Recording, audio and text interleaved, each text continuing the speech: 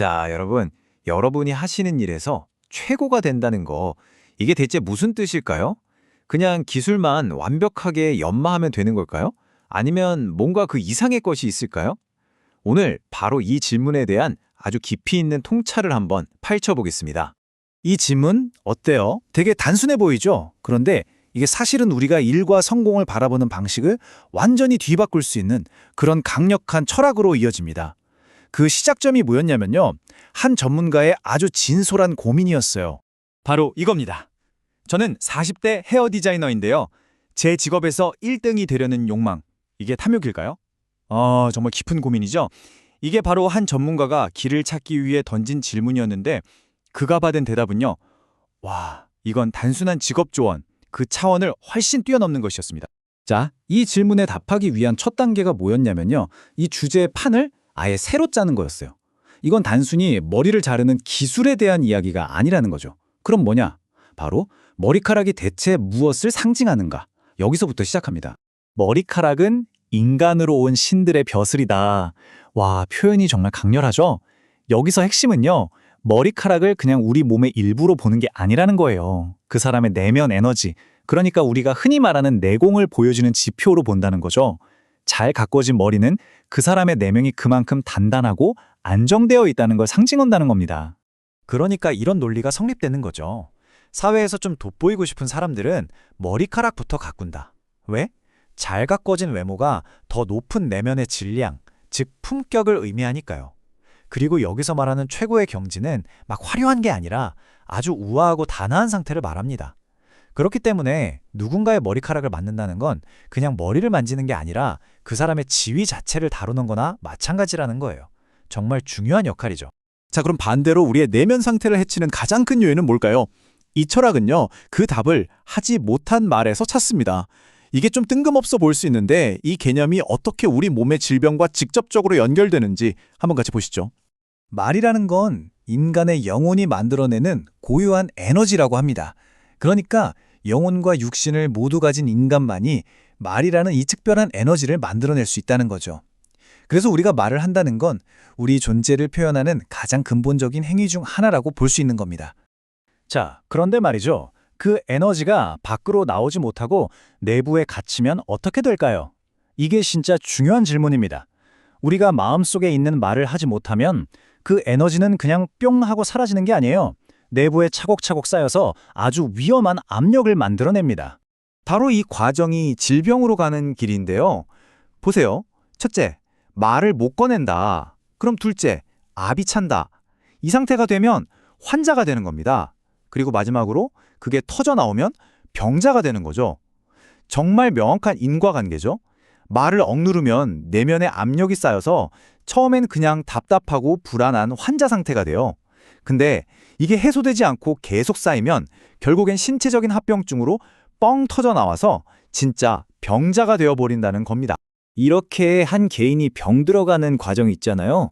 이게 놀랍게도 우리 사회의 여러 제도들에도 그대로 반영이 된다고 해요.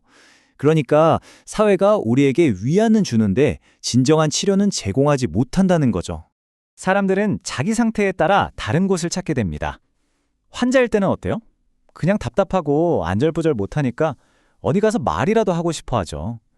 그런데 여기서 더 나아가 병자가 되면 진짜 사고가 나거나 병이 생긴 합병증이 오니까 치료받을 곳을 찾게 됩니다. 하지만 이 가르침에 따르면요. 우리가 찾는 대부분의 해결책은 문제의 뿌리가 아니라 겉으로 드러난 증상만을 건드릴 뿐이라는 거예요. 그래서 이 모든 걸 뭐라고 하냐면 바로 임시방편이라고 합니다. 이 개념이 정말 중요해요. 비유하자면 타이어에 펑크가 났는데 구멍을 때우는 게 아니라 그냥 바람만 살짝 빼주면서 자, 이제 괜찮으니 계속 달리세요 하는 것과 똑같다는 거죠. 우리 사회의 압력 배출 밸브 역할을 하는 대표적인 기관들이 바로 종교와 의료라는 겁니다. 종교는 어때요? 가서 고해성사하거나 이야기를 털어놓으면 일시적으로 감정이 해소되죠. 의료는요? 아픈 곳을 치료해주니까 일시적으로 몸이 편안해집니다.